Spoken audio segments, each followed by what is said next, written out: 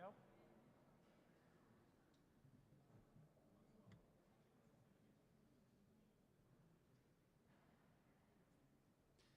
Well, good afternoon, everyone, and welcome to this week's Team Kentucky Update. I'm Andy, and today we are in our Capitol Rotunda because we have a full agenda with some really exciting news that a lot of people have been working to make happen for a long time. So we wanted to make sure that people could be here today and join us. But we start every one of these the same way in talking about our red-hot economy that is bringing more opportunity to our kids and grandkids than many of us ever dreamed possible. Since the beginning of my administration, we have now announced over 1,000 private sector and new location and expansion projects, totaling a record $30.6 billion of private sector investment in us and creating over 52,700 new jobs. And the good news for our economy continues. Our general fund receipts for April hit nearly $1.8 billion. Even more impressive, it was the second highest month ever in our history, a big indicator of how our economy is booming. And it's the 20th consecutive month that we have scored receipts north of $1 billion. And just weeks ago, I announced Kentucky was once again placed high in Site Selection Magazine's 2024 Prosperity Cup rankings, with us coming in second in the South Central region and 8th nationally in this competition about which states are bringing their people prosperity. There is no per capita in these rankings. That is number 8 in the entire country, going up against any and every other state, something we can all be proud of.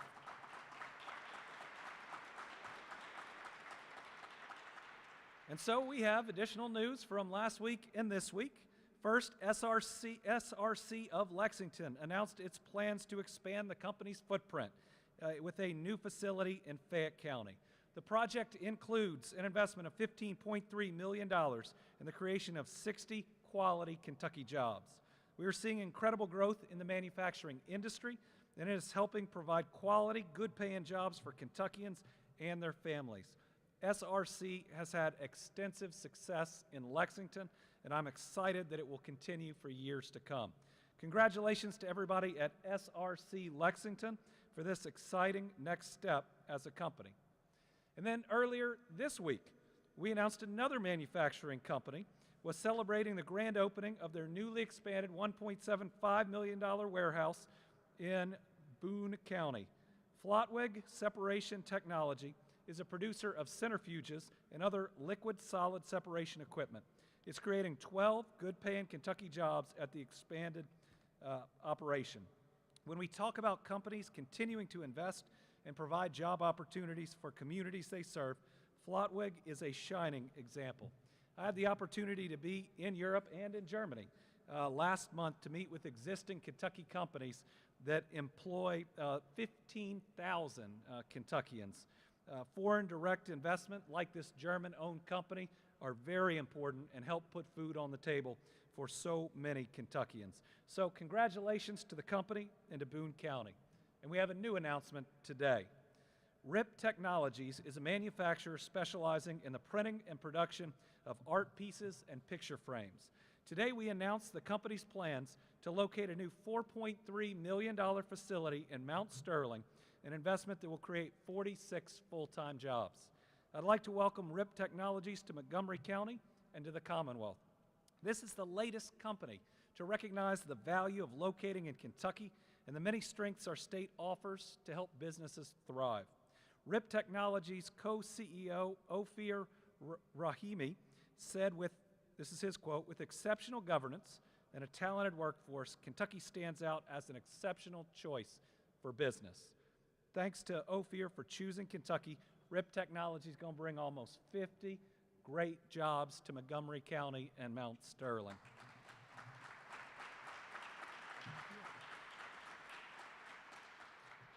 And it's important to note that this growth wouldn't be possible without our people. You know, we talk about a talented workforce, those are our people.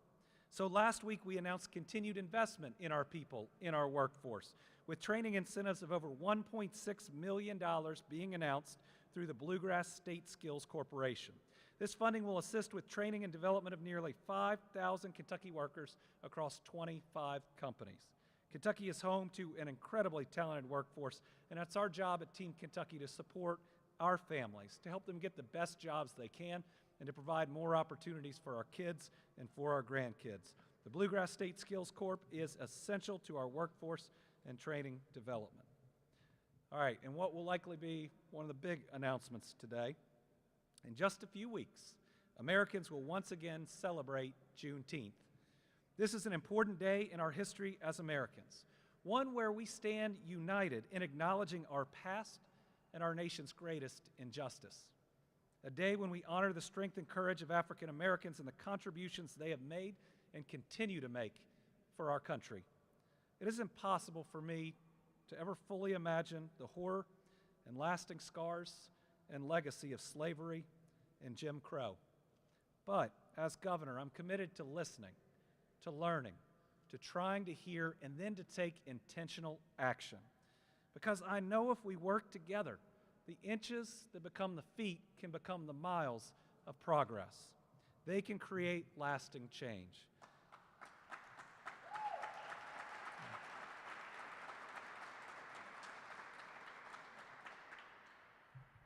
And as a dad to 2 kids, I want to continue to try to set a good example. Working together, we've made some real progress. There are a lot of legislators here that we've been able to pass some bills together, like when we supported our HBCUs by signing important legislation and implementing new signage to show that we value them so much in Kentucky. We want everyone driving our interstates to know where they are and how we value them.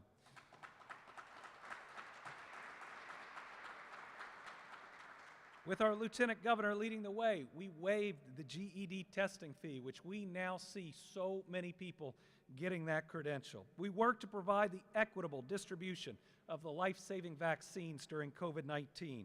We launched a healthcare initiative during the pandemic to ensure that everyone could sign up for coverage and no one was left out. We're working to deliver high-speed internet, clean water, and the right infrastructure to every neighborhood in every city.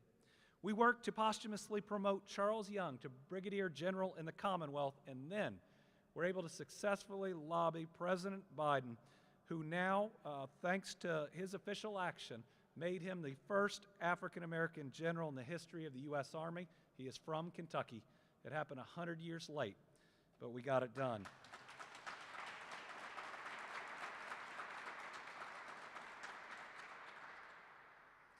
Together, we broke ground on what will be the first hospital in West Louisville in 150 years. We removed a statue of Jefferson Davis from this rotunda.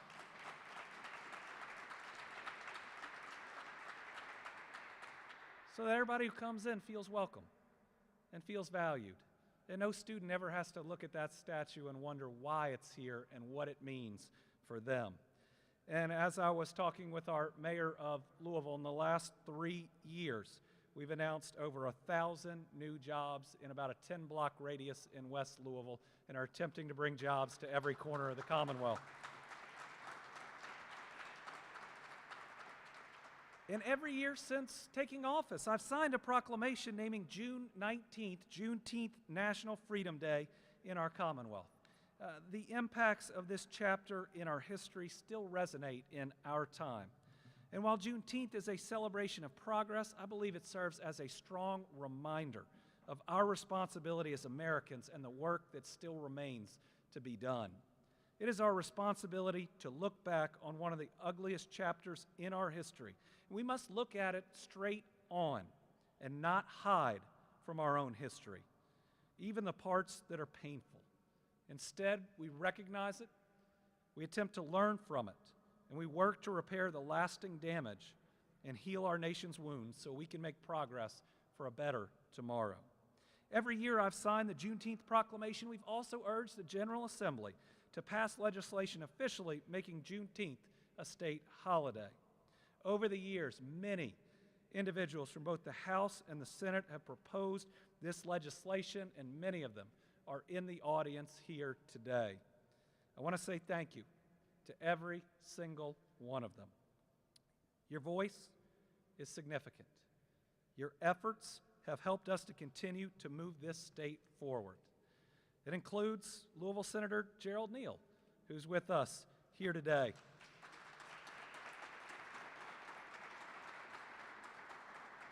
He stood on the Senate chamber floor and made this same plea. Martin Luther King Jr. once said, "Injustice anywhere is a threat to justice everywhere." After years of inaction, I've decided I can no longer wait for others to do what is right.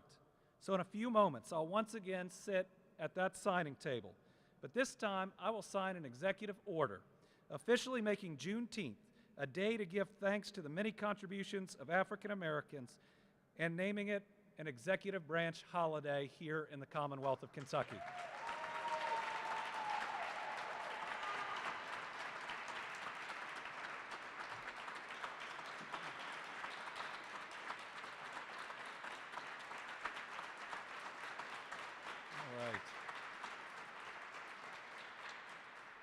This action will finally give this historic moment the recognition that it deserves, and our state workers work awfully hard.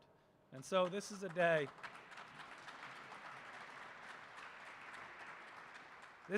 we can give thanks, and they can ensure to educate their family about why we're doing this. This is a monumental but necessary decision, and I'm honored to be here to celebrate it with each of you. Senator Neal, I know how hard you've worked, and many others that are here, to see this day to fruition. Would you please come up and say a few words?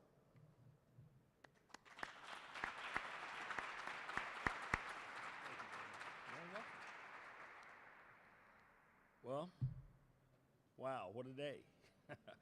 Governor, thank you so much for your hard work and you raising these issues up that some don't quite get to as of yet, but I'm very hopeful they will. Let me just point out that Juneteenth, observed annually on June 19th, commemorates a monumental milestone in our nation's history, symbolizing both jubilation and a solemn reminder of the struggles and achievements of African Americans. In the 2024 legislative session, I filed Senate Bill 264 to establish Juneteenth as an official state holiday in Kentucky. The bill also calls for the governor to annually proclaim Juneteenth 19th as Juneteenth National Freedom Day.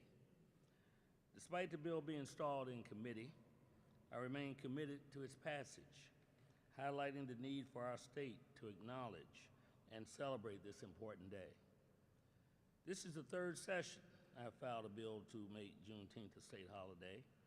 My previous attempts in 2022 and 2023 faced similar hurdles in the Senate, stalling in committee despite unanimous support in the House of Representatives.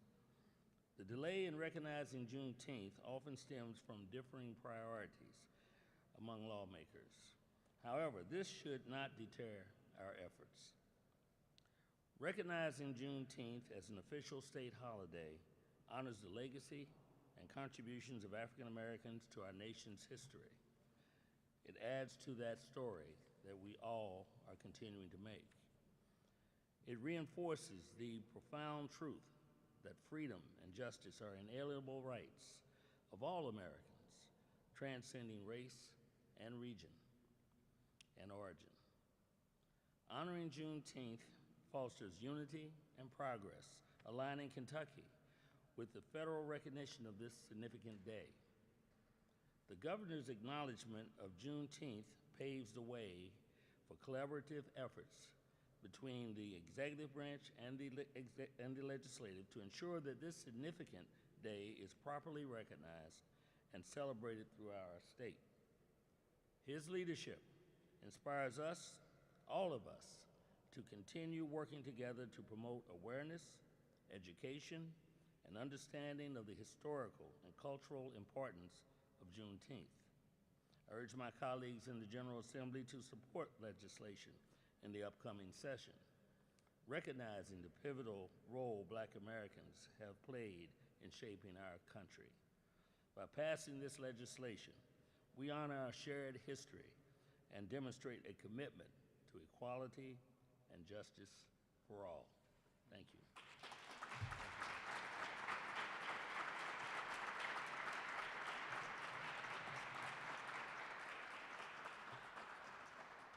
I'm excited about the step we're taking today, but I admit we're not the first. 23 other states already recognize Juneteenth, and so do a number of our cities. First, we'd like to play a video from Louisville Mayor Craig Greenberg. They recognize Juneteenth for Metro City workers since 2022. Louisville is proud to recognize Juneteenth, a day where our country comes together to commemorate the end of slavery. This is a time where we recognize our past, where we learn from it, and recommit to doing the urgent work needed to make our city, our Commonwealth, and our country a more inclusive place for everyone.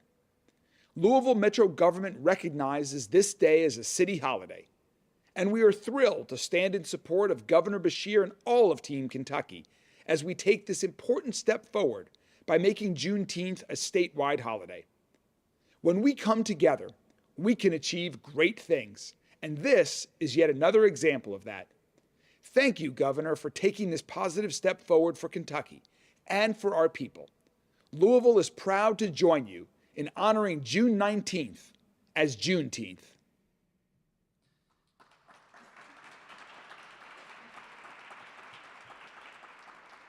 The city of Lexington has also recognized Juneteenth as a city holiday for 2 years. Next, we have a message from Lexington Mayor Linda Gordon.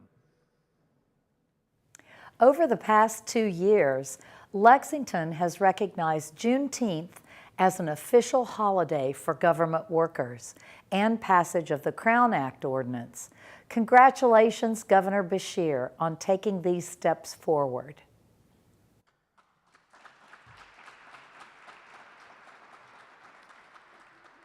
And although I am governor of Kentucky, I'm also a resident of Franklin County. And I'm proud to say our local government here is stepping up too. With us today is Franklin County Judge Executive Michael Mueller, who is here with an exciting announcement for the people of Franklin County.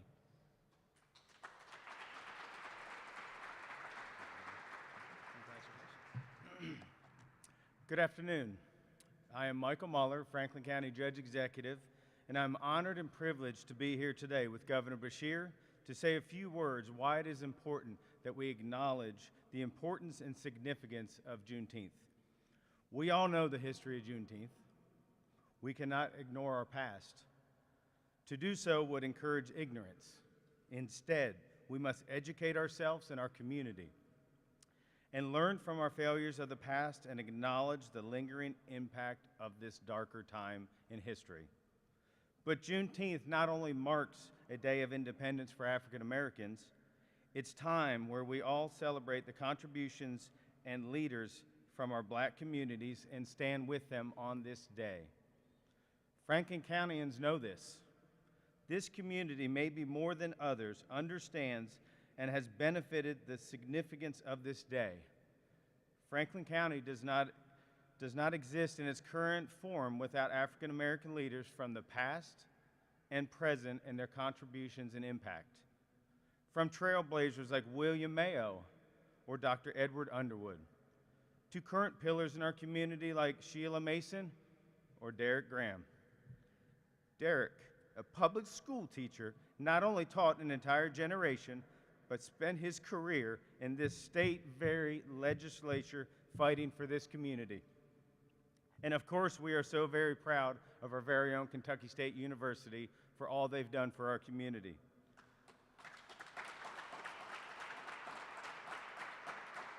A quote I would like to end with is from Winston Churchill.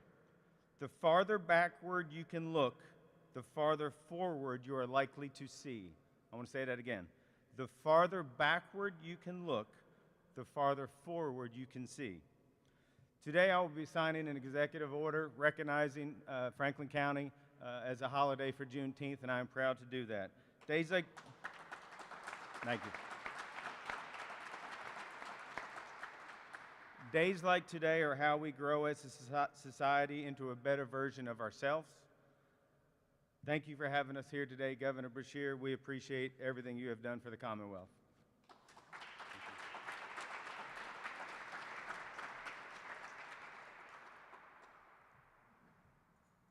My only regret today is that my friend Michael Brown couldn't be here with us for this celebration. He looked forward to the day we were going to be able to do this. He was my father's Justice Cabinet Secretary, my Deputy AG, Secretary of the Executive Branch Cabinet. He was a very special person in my life and so many others. And the first year that we signed the proclamation for Juneteenth, he stood at this podium and read it. So today we have his son Matthew. And if you all will allow me, we're going to have Matthew to read the executive order in honor of his dad and everyone else.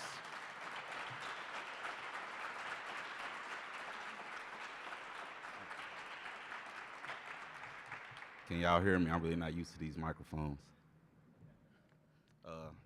Governor Beshear in the state of Kentucky, it's an honor to do this on behalf of my father. As a follower of God, whose job was to do the work of his father, it's an honor to do the work of mine today. As I read the proclamation, recognizing Juneteenth, National Freedom Day, as a day of thanksgiving. During the Civil War, more than 200,000 African Americans courageously fought in the Union Armed Forces to secure their freedom from slavery and preserve this Union. Many of these brave soldiers sacrificed their lives for the ultimate freedom of their families. On June 19, 1865, Major General Gordon Granger led Union soldiers into Galveston, Texas, to bring the news that the Civil War had ended and to read General Order No. 3, which stated that in accordance with President Abraham Lincoln's Emancipation Proclamation, all enslaved African American people were free and entitled to absolute equality of personal and property rights. This statement unjustly and unconscionably came 2.5 years after the Emancipation Proclamation, leaving African Americans enslaved even though President Lincoln had freed them. Senselessly, many African Americans also remained enslaved after June 19, 1865. June 19th became the emancipation date of enslaved African Americans who had long suffered and fought for freedom, justice, and equality. Each year, Americans celebrate Juneteenth on June 19th to honor and reflect on the significant roles that African Americans have played in the history of the United States and to celebrate the history, journey, and culture of African Americans. Juneteenth commemorates the strength and courage of African Americans, their contribution to the building of American institutions, wealth, and innovations, and their ultimate triumph over extreme adversity through their sheer determination and overwhelming tenacity. Certainly, all Kentuckians should give thanks to and celebrate the freedom of enslaved African Americans and their immense contributions to the United States. In 2021, Juneteenth National Independence Day Act and Juneteenth Federation Holiday, the first federal holiday since Martin Luther King Jr. Day, became a federal holiday nearly 40 years later. At least 28 states and the District of Columbia observe Juneteenth as a holiday. Kentuckians must continue to work together toward a more equitable and just Commonwealth while recognizing the honors of slavery and its legacy. Recognition of Juneteenth reflects the Commonwealth's resounding belief in liberty and equality for every citizen. Under KRS 2.147, Juneteenth is observed in Kentucky as Juneteenth National Freedom Day as an executive branch holiday as proclaimed by Governor Beshear. I'm so proud of you.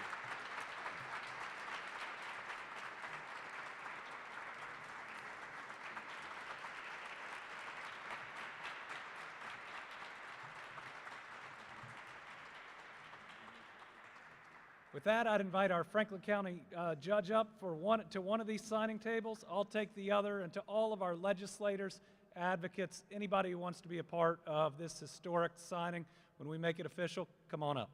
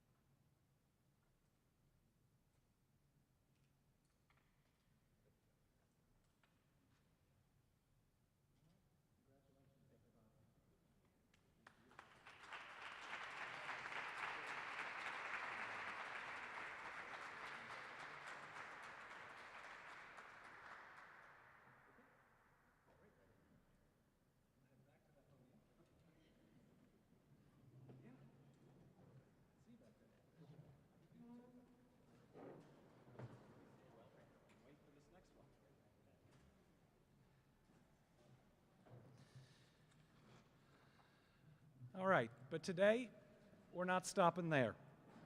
We're going to continue this work because right now in Kentucky, we are living in a historic moment, one full of opportunity and possibility, with record investment and new jobs being created. But with that success, we must ensure prosperity reaches every community, every family, and every Kentuckian, because we can't build that better tomorrow, that new Kentucky home, if we are still weighed down by discrimination of the past. So today I'm also signing an executive order mirroring the Crown Act that prohibits discrimination in the workplace because of hairstyles historically associated with race.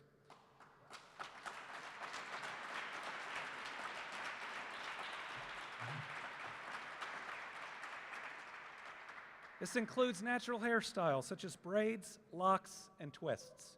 Team Kentucky strives to be an employer of choice in all 120 counties. We set a standard for fair and inclusive workplaces, and we lead the way by doing what is right.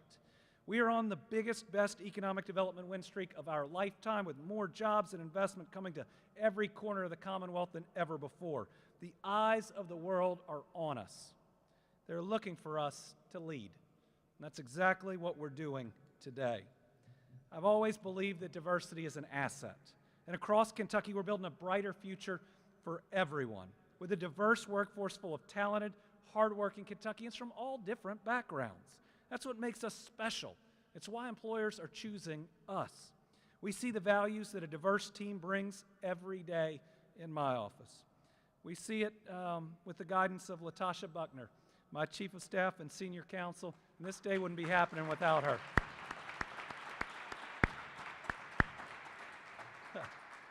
And she just loves being publicly recognized. It wouldn't happen without a former Cabinet Secretary of ours and now our Commonwealth Attorney, Jarena Weathers, who is with us today.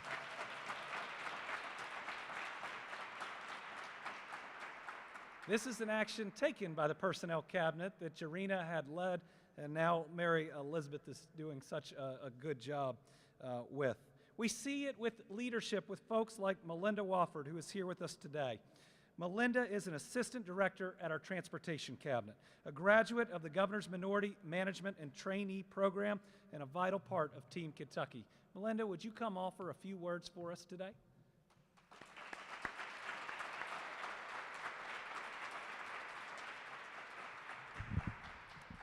Good afternoon. This is a historic day for Kentucky. Thank you, Governor, for recognizing me and for embracing the individuality represented in our great Commonwealth. Acknowledging cultural uniqueness is a strength which provides peace in a world where everyone should feel comfortable and confident in reaching their full potential without fear of having to remove their crown.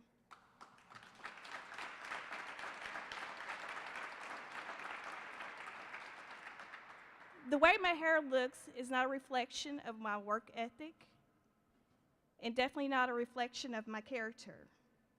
This order makes possible the freedom needed for me to continue to wear my hair in its natural state, the state that God blessed me with, without fear of discrimination in the workplace. Governor, there isn't much more that I can add or to say about this order, other than that I'm grateful that the executive branch recognizes how important it is for individuals to continue to represent themselves with their hairstyle.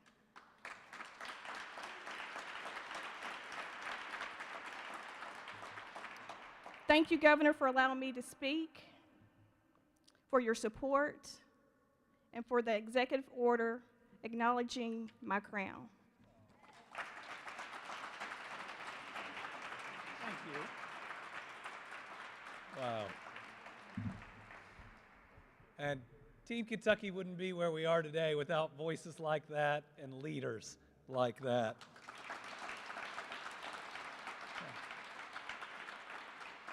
So I'd invite those here today who supported the Crown Act, who support this new policy, to please come up here and we'll make it official.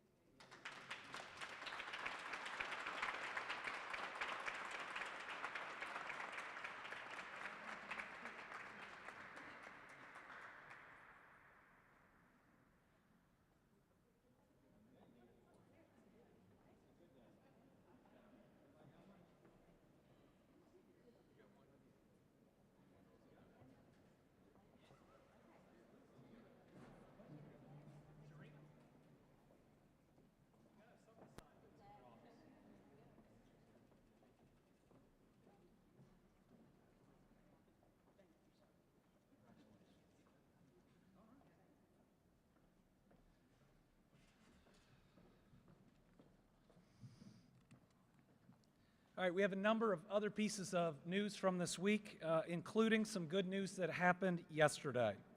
As you know, on April 2nd and 3rd, we had at least 19 tornadoes sweep through the Commonwealth of Kentucky. I was with my son at a baseball tournament and flew back to see the damage firsthand. A very tough tornado. I think at F2 it hit Union County, and I remember talking to a young couple that had no insurance, that had lost absolutely everything. So I requested a federal disaster declaration in April, and we learned yesterday that individual assistance from that declaration was approved by the President of the United States.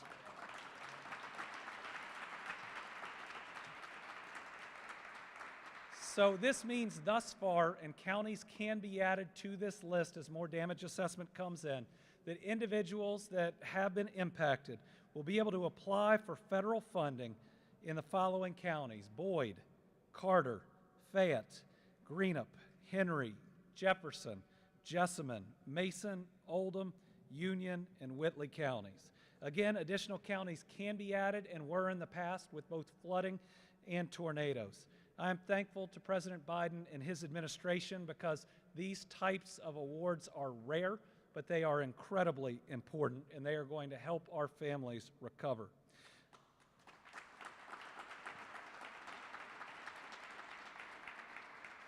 According to the White House, assistance can include grants for temporary housing and home repairs, low-cost loans to cover uninsured property losses, and other programs to help individuals and business owners recover from the effects of a disaster. Residents and business owners who sustain losses in the designated areas can begin applying for assistance at disasterassistance.gov or by calling 800-621-FEMA or by using the FEMA app. We note in the beginning that it is an extensive application. We now have years of experience in helping people try to get through this process.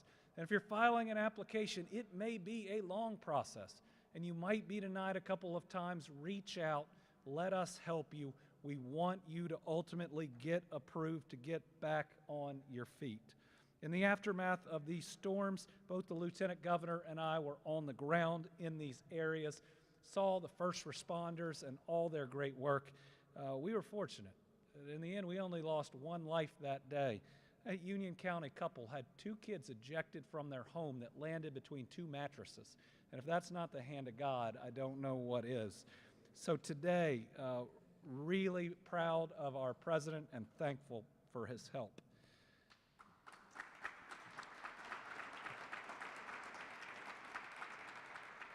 Next, we have some news about providing more clean water for our families. Access to clean water is a basic human right, and through our Community Development Block Grant Program, we are funding 10 projects across the state that are going to bring more clean water for our families. In total, today we're announcing about $13 million that will go towards improving our public infrastructure. These projects include $1.2 million to build new sewer lines in the city of Lancaster, improving service for over 1,500 Kentuckians. $1.2 million to the city of Marion to make improvements to their wastewater treatment plant. Remember, that city had a water emergency for months upon months, so very excited about this one. And also $2.8 million to Livingston County to increase the capacity of its water treatment plant. That is done jointly with Crittenden County. This project will expand the capacity of Crittenden-Livingston Water District, allowing, again, the city of Marion, right next door, to address their water concerns. So today we have a video from the Livingston County Judge Executive, Tara Swanson. Hi, I'm Tara Swanson, Judge Executive of Livingston County, Kentucky. On behalf of myself, Livingston County, Judge Executive Perry Newcomb, Crittenden County, and the Crittenden-Livingston Water District, we want to extend our heartfelt gratitude to Governor Andy Beshear, to the Department of Local Government, and all of Team Kentucky, including the Penny Royal Area Development District, for this vital funding that we've received for this project. The Crittenden-Livingston Water District is expanding in 3 phases, and this money is going to go towards phase 1 of that project. Part of that phase 1 is going to include purchasing a clear well. The clear well is going to provide additional storage capacity for the plant, which will provide immediate relief for a plant that's been operating at max capacity for entirely too long. And it will also give us a little wiggle room in the future as we work to implement a more permanent solution to our water needs. Water security is one of the most important things for any community, not only for the safety and health of our residents, but for economic viability and security in the future as well. Again, the importance of this project cannot be overstated, and we are so blessed and thankful for all the support that we have received so far. Thank you, Team Kentucky.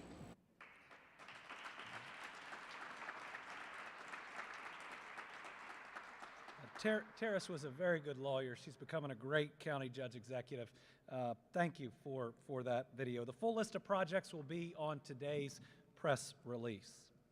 Next, we have an important update on our ongoing battle to combat illicit drugs and save the lives of Kentuckians through our counter-drug program.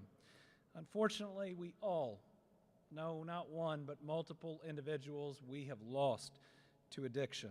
Each one's a child of God, taken from us too quickly, missed by their loved ones and by their friends.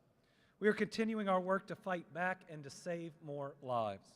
And while there is more work to be done, we are seeing progress. While we're still losing too many lives, it's important to celebrate when things start looking better, because that makes us work that much harder. By working together in 2022, Kentucky saw drug overdose deaths decline by 5%, which was the first decline since 2018. That was the year we were one of only 8 states in the entire country to see a decrease. Pretty soon, we're going to get those official numbers for 2023. Some have reported some preliminary numbers. But I think you're going to be really excited about what you see, about the work from so many people, from our police to our National Guard to everyone working in recovery to everybody working to make sure that Narcan is out there to save lives, because the answer to how many times you ought to revive someone who's undergoing an overdose is every single time. That is someone's loved one. That is someone's friend. They are a child of God. Our job is to do everything we can to save them, no matter how many times we have to try. In 2023, we supported the distribution of more than 96,780 overdose reversal medication kits, provided substance use treatment services to nearly 18,100 individuals, and helped more than 14,630 individuals access recovery services. The state's treatment access program removes roadblocks to help recovery by helping those without health insurance. We now can provide a treatment bed to anyone who needs it, regardless of their ability to pay. We worked probably a decade to make that happen.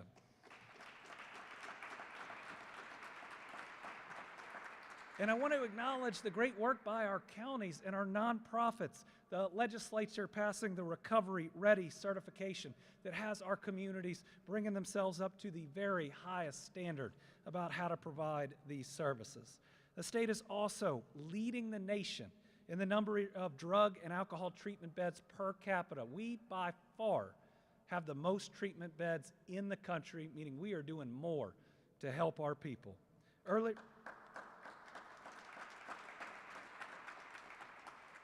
Because of this and second chance employment, we've recorded the 3 lowest recidivism rates in over a decade. What that means is when you help people, right, when you help them with that root cause and you get them in that stability of a good job, you change people's lives. You truly get people better. So to today's news, I'm pleased to be joined by Kentucky National Guard Assistant Adjutant General Brigadier General David Munkus to provide an update on our counter-drug program and to support this work moving forward by signing this fiscal year 2025 State Drug Interdiction and Counter-Drug Activities Plan. Today, we are announcing that thanks to the work of our counter-drug team, which includes multiple state, local, and federal agencies, including the Kentucky State Police, the Kentucky National Guard, the Appalachian High Intensity Drug Trafficking Area, HIDA, the Homeland Security Investigations, and, General, you can step right on up, Homeland Security Investigations and Drug Enforcement Administration. During 2023, these groups combined helped save Kentucky's lives by seizing 265,170 fentanyl pills and 208.3 pounds of fentanyl. Sadly, those are both records. It means more is out there, but it means these groups are doing more than ever.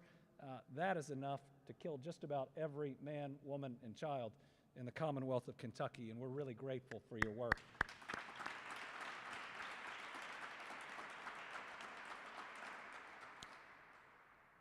To give you that in another way, officials estimate 1 kilogram or 2.2 pounds of fentanyl, just 2.2 pounds of fentanyl, is enough to kill 500,000 people. In 2023, this team increased the number of fentanyl pills seized by more than 5,000% and seized more than 100 pounds of fentanyl, 100 more pounds compared to the year before. They also seized 822 pounds of methamphetamine, more than 310 pounds of cocaine, which seems to be increasing.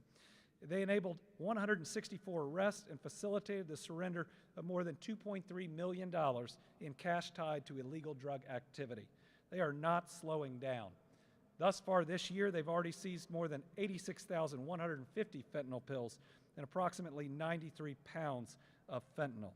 So to continue this courageous, life-saving work, I'm going to sign the 2025 fiscal year state drug interdiction and counter-drug activities plans after we hear from our Brigadier General.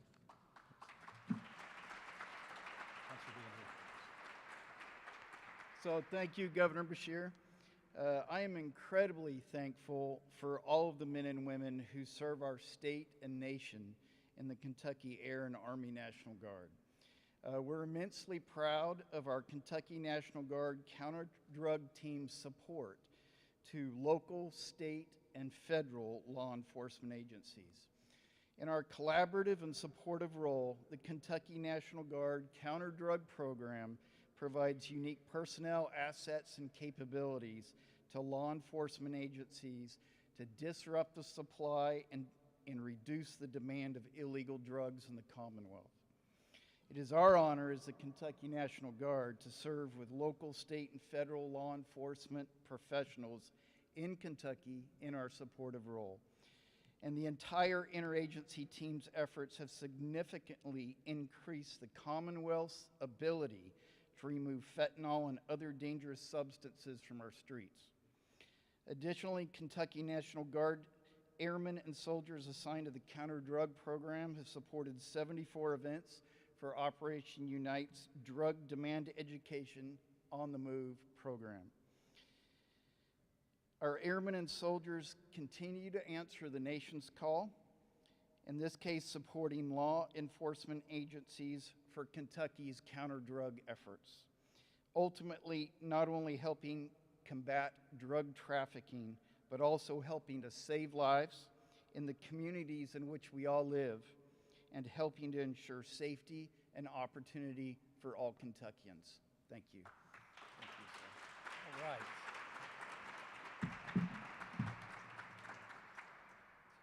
Our National Guard, specifically our Air Guard, is one of the most recognized and awarded in the entire country. And if you need to know, if you need a big proof point, whenever you fly into Louisville, just look over at those beautiful new C-130s. Only a select number of states got those. The very, very best were awarded with them, and we're really proud of our Air Guard. So, General, if you join me, I'll make it official.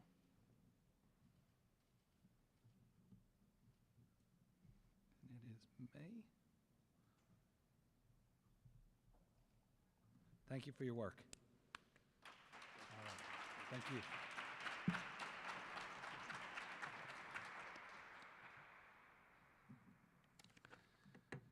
All right, an update on our EV charging stations throughout the Commonwealth of Kentucky. I told you we had a lot of different news today.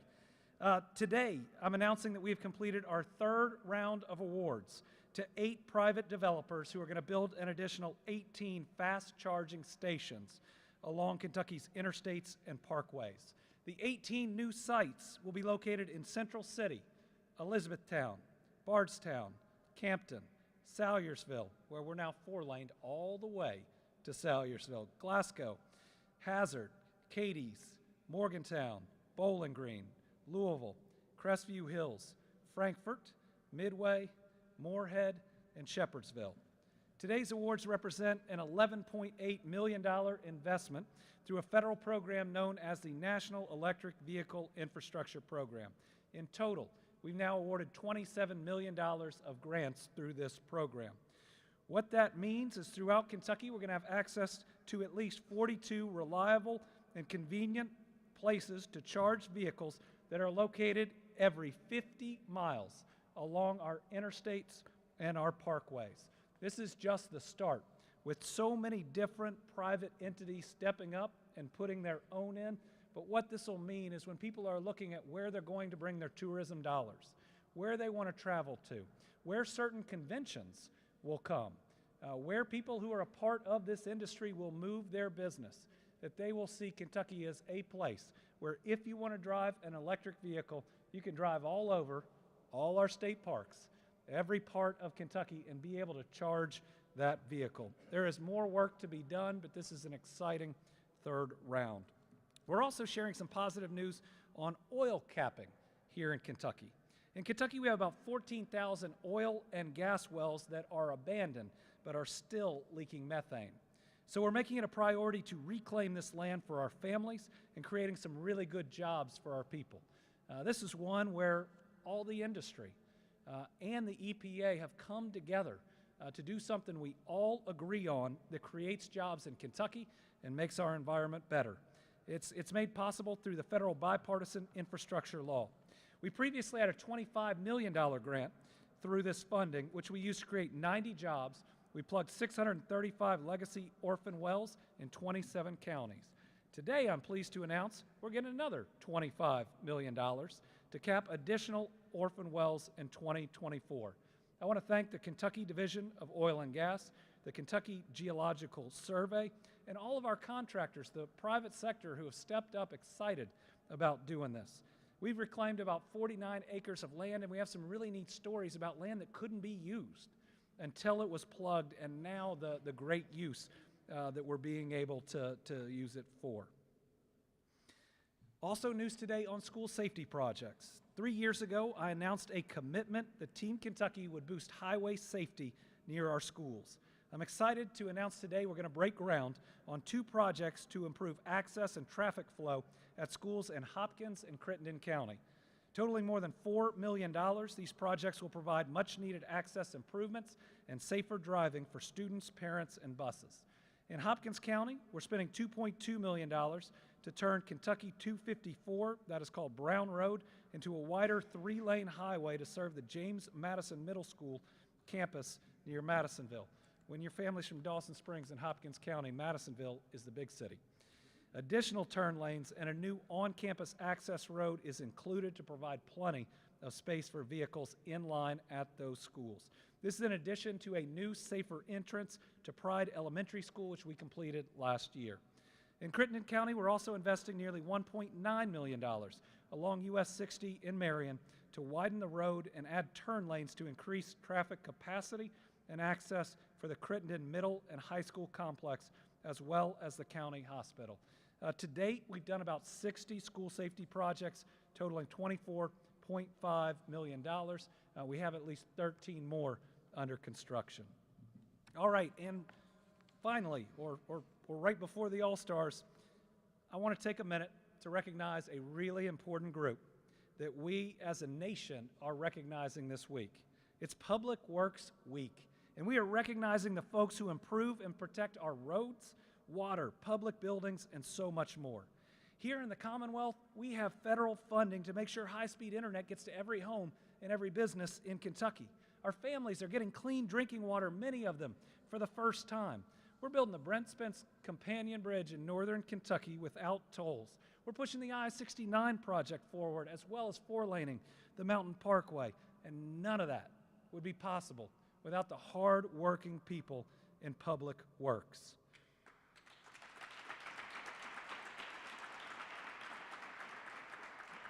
They are our engineers, our technicians, our maintenance workers, our project coordinators, those that work the heavy machinery, that get after it every day and create safer roads for our families. I think about the Mini to Herald, which is a project we did in Floyd County, but it impacts Pike County. There are people along that road that it now takes them 30 less minutes to get to work. You think about that every day and how that adds up. Time with your family, ambulances, being able to get somewhere faster. We see them as road projects. We see them as infrastructure projects, but they better our way of life. And because I know we got the very best in public works in Kentucky, we're getting the most done. Because of y'all, we are building a better Kentucky, welcoming so many people and so many businesses. So thank you. We cannot do it without you. And that's why I was proud to sign a proclamation that recognizes May 19th through the 25th as Public Works Week in the Commonwealth. So I know today we've got some folks from the American Public Works Association and any of our other public workers. If you come up here, I'd like to present this proclamation, and we should all get a picture commemorating this week.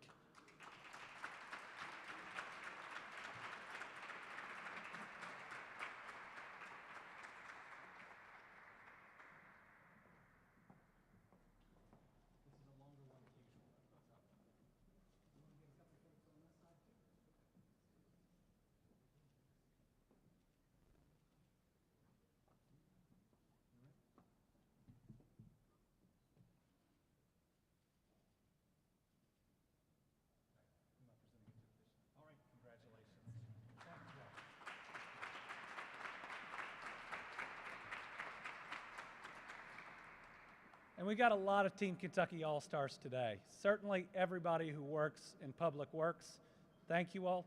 I was a little late getting to a meeting in Louisville the other day, and I said, who's in charge of how much traffic we have on our interstates? Then I thought, well, that's probably me. But thank you.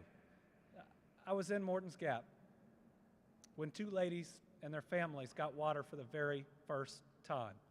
They'd never been able to turn on their faucet and know that reliable water was coming. They'd hauled water their entire lives. And seeing that faucet come on and seeing the look in their face, it's a really special thing. And also, as Team Kentucky All-Stars, everyone who worked to make today's Juneteenth announcement, as well as the Crown Act and our state regulations possible. Those are local leaders and advocates. Those are state leaders who fought for this for a long time. It's student advocates that have been here at the Capitol sharing their talent through music and so many other ways. I want to thank everyone who did anything, no matter how big or how small, to help us do the right thing. So let's keep working together to move our Commonwealth forward, and let's continue to let advocates like y'all lead the way. Congratulations to our Team Kentucky All-Stars.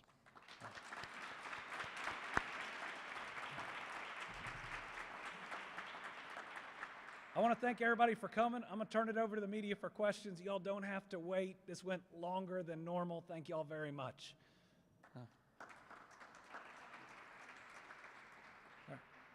Karen, you want to kick us off? Governor, what message do today's announcements send not only nationally, but internationally about Kentucky? I hope today's announcements send the message that we all matter, every single one of us. And to make sure that we all have real opportunity, we've got to recognize that there are still barriers out there, that there are still vestiges from some of the darkest moments of our history. And until we not only recognize them, admit them, but then listen and work together to address what still exists in our society, then everyone won't have that full opportunity that they truly deserve. I want everybody's kids growing up in the Commonwealth to know they matter, to know they count, and to know that we're going to work on getting them the biggest, brightest future possible. It also means that I've got some wonderful people around me in this government building and outside of it that have worked a long time, that provide incredible advice, that help me listen and hear, and I'm grateful for them, from those that work in my office to those that work in the legislature. And let me say, I also hope that a lot of other counties and cities follow the lead of Judge Mueller here, who today made it a holiday in Franklin County. We have Rachel Richardson. Yeah.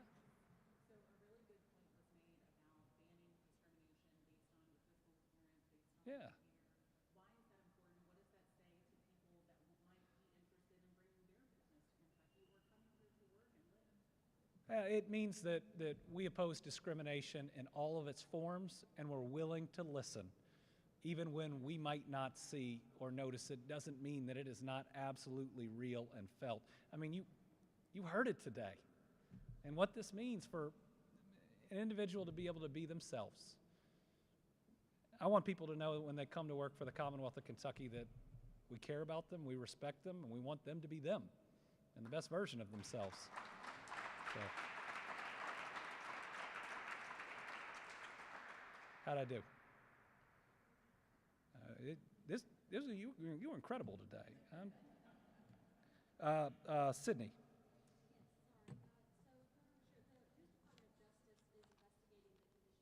Yeah.